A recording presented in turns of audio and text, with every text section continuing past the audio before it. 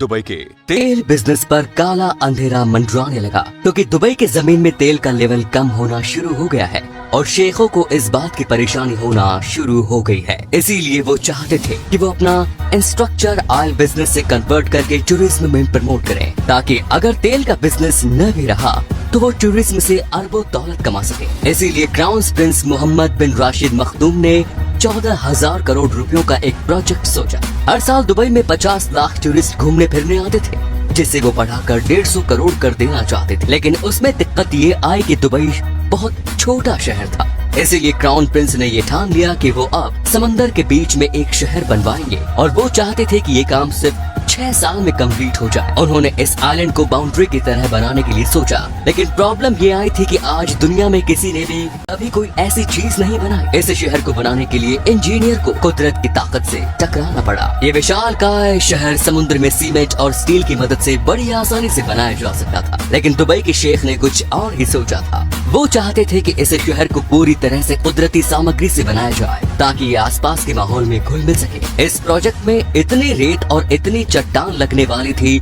जितने में तो दुनिया के चारों तरफ 2.5 मीटर दीवार बन सकती है। और इस प्रोजेक्ट को अंजाम देने के लिए दुबई ने दुनिया भर के खास इंजीनियर्स को हायर किया। इंजीनियर्स को ये फिक्र थी कि सर्दियों में उत्तरी तूफान से आने वाली हवाएं और 2 मीटर ऊंची लहरें इस शहर पर वार जरूर करेंगी। सभी जांच पड़ताल के बाद इंजीनियर्स ने हिसाब लगाया कि उन खतरनाक लहरों से बचने के लिए उन लहरों से करीब 3 मीटर ऊंची और 11 मीटर लंबी दीवार बनानी चाहिए। समंदर में दीवार खड़ी करने के लिए करोड़ों रुपए के 3 जॉर्जेस मंगवाए गए, जो कि समंदर में रेत लाकर डालते जा रहे थे। अब समंदर में रेत का थमे रहना आसान नहीं, इसीलिए रेत को थामे रखने के लिए इसमें 6-6 टन के पत्थर डाले गए। इस विशाल प्रोजेक्ट में कुछ भी पत्थर के भरोसे नहीं छोड़ा जा सकता।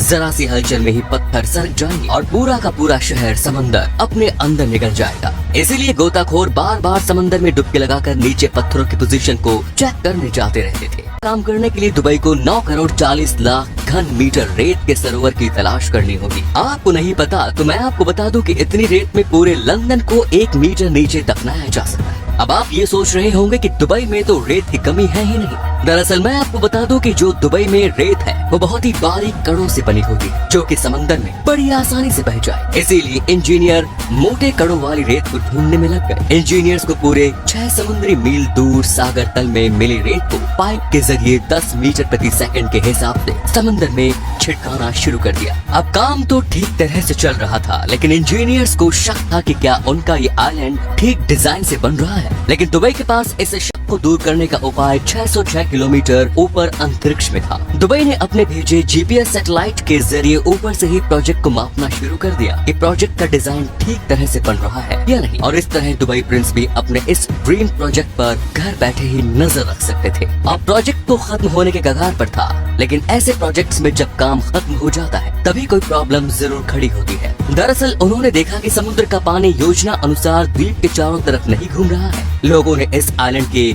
छोटे से हिस्से के लिए भी लाखों डॉलर खर्च किए और ठहरे हुए पानी को तो वो बिल्कुल बर्दाश्त नहीं करेंगे। इस समस्या का समाधान इंजीनियर्स को जल्द ही ढूंढना होगा। इसका सोल्यूशन इंजीनियर्स ने ये निकाला कि अगर वो दीवार में 2 छेद करें तो उन होल्स में से ताज़ा पानी बहकर चारों तरफ फैल जाएगा और दूसरी तरफ भी ऐसा ही कुछ करना होगा ताकि वो पानी बाहर की तरफ निकल सके।